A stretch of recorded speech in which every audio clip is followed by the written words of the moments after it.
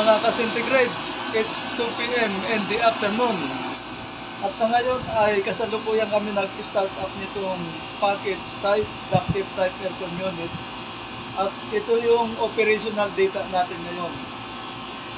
Sa amperes natin ay 22.74 ampere. Pero ang full load niyan 34.7. So, ito naman yung ba natin, yung pressure natin, suction and discharge pressure. So kung makikita nyo, nasa 90 lang, saka 290 PSI yung high side saka low side. At ito naman suction line temperature.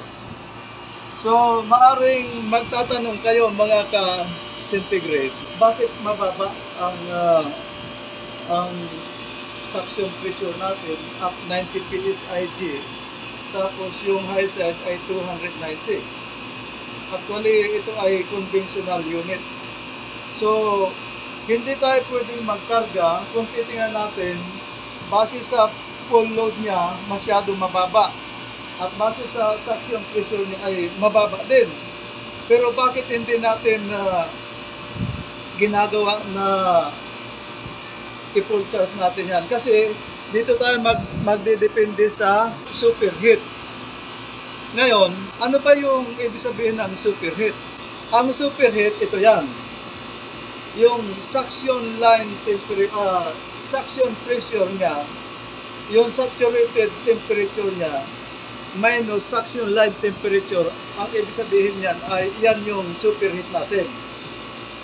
So, hindi porke mababa ang suction line natin, karga lang tayo ng karga. Hindi pwede. Dapat magbabase tayo dun sa superheat dahil ito yung magdedetermine ng temperature ng suction line temperature saka yung nandoon sa baba, yung air handling unit. So dapat yung superheat natin hindi bababa at hindi lang tayo kakarga ng karga, kundi ibabalance natin base sa saturated temperature ng suction line at the same time yung suction line temperature na galing dito. Ayan. So, yan yung superheat. So, mamaya, pupunta tayo dun sa baba. Nandoon yung AHU. Ang ibig sabihin nun, air handling unit. So, mamaya, pupunta tayo dun para makita natin ano ba yung air handling unit. Okay, mga kapriyo.